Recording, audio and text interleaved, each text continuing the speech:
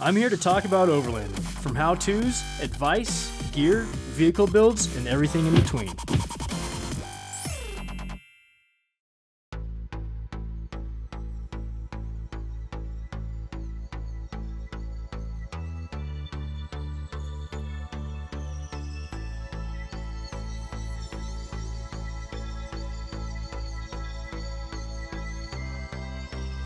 Oh hey there, I'm Jeff. Welcome to Oh Hey There with Jeff.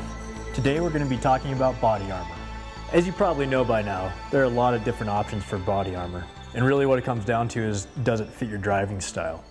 So over the years we've been able to experiment with different things, but as we've gotten into this more, we've decided to try to save weight. So we're doing aluminum now. It's our first aluminum front bumper.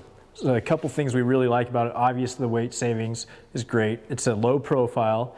And also it has great angles over the tires. So your approach angles are quite a bit better than just a normal flat bumper.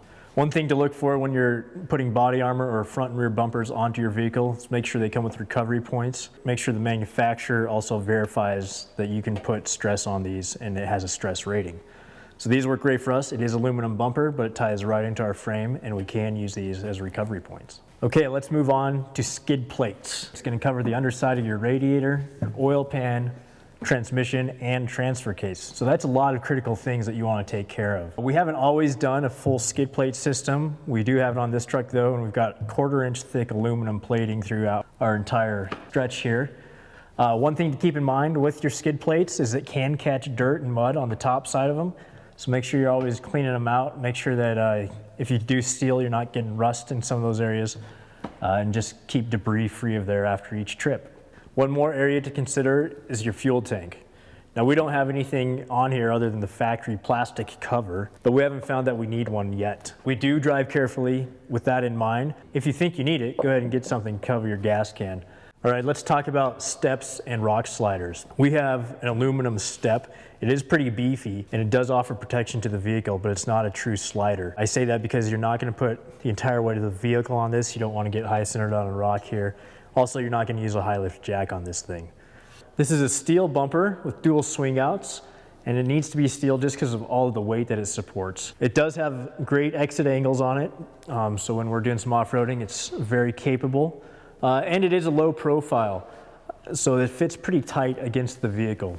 We carry a lot of extra things on here, tires, max tracks, our jerry cans, all of that. It just opens up our cargo area inside the vehicle a lot. So it's a very multi-purpose tool.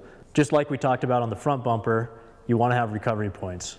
So on the rear bumper, both sides we have a recovery point. They are sturdy. Again, ask what the manufacturer's rating is on them so you can be safe with it. These tie right into the frame and it's really a strong point.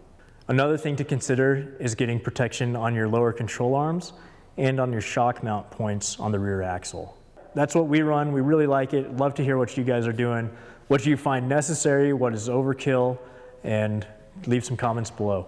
We'll talk to you next time.